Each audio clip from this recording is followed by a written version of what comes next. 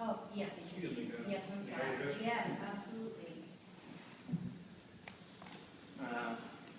Bob Jefferson, Fire Chief, and I'm also here as Bob Jefferson, Town Resident. Sorry to take up the time, enough as you are, but Mr. Harrington's comments, as well as some of his comments in his editorial the other day, I think are inaccurate. I think what he just portrayed to you is not true. For someone who's been in the office across from Chase Ave for the last 5.5 years and is there daily, I can address some of the issues that he said with real facts. And maybe, shed more light on it. You've addressed some of them, but for just a quick comment, for him to bring up St. Paul Cemetery as having better roads than us, I find. I lived in East Arlington for 40 years, and St. Paul is a wreck. It's also a Capitol cemetery that probably doesn't have much funding. But as far as the parking on Sage and Ave goes, the fire apparatus does park there occasionally when we have to train. It's not that often. It's only when we have to do classroom training in the Emergency Operations Center and the Community Safety Building. There are training that we have to do that is required by both federal and state law that says that we have to have so many hours.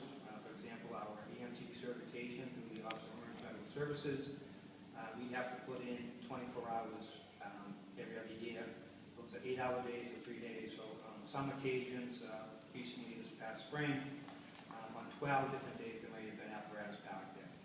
Other than that, we may come in for some classroom training, which may last an hour or two in the morning. We don't disrespect the cemetery. We don't disrespect the graves. Mr. Harrington does have a picture of one of our apparatus that was slightly curved into the grassy area, which we've spoken to the drivers about. On that given day that he did that, training was delayed. It was done in the afternoon because of a funeral that we had in the morning. And when they came in, the trucks were a little bunched up, so they parked side by side and one foot below the knee. I've spoken to them and told them we want all the apparatus parked on the pavement and in a straight line. On the day that Mr. Harrington mentions about the 50 people, cars that were parking here, I happened to be in my office that day. I saw him and Mr. Tremblay, another town meeting member, standing at the Mystic Street entrance. That's probably the day Mr. Harrington was going to meet his person.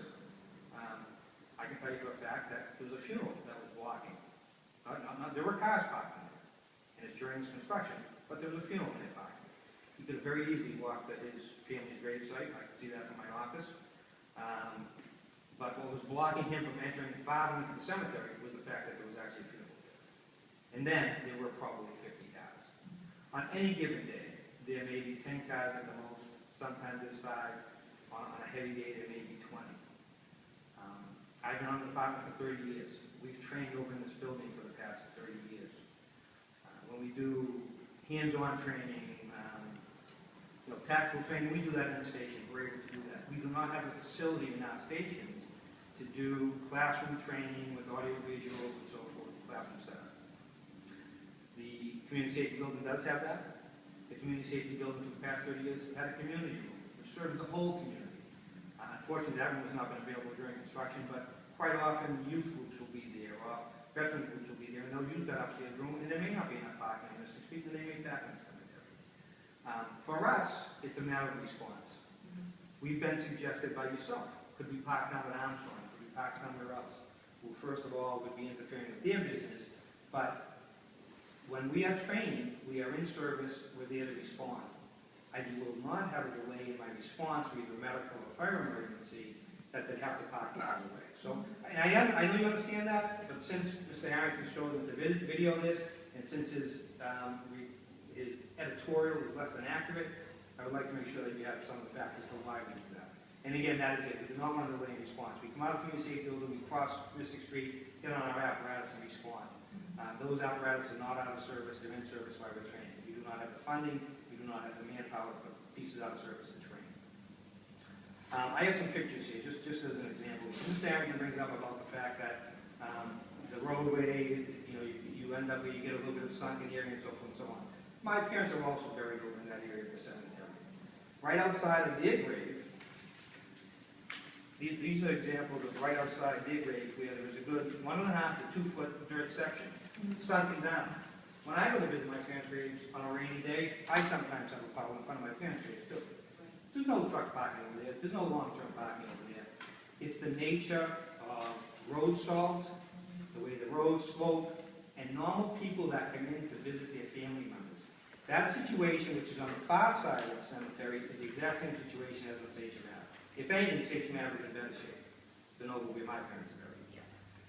So, to be blaming the heavy apparatus, to be blaming the cars that are there, is not accurate.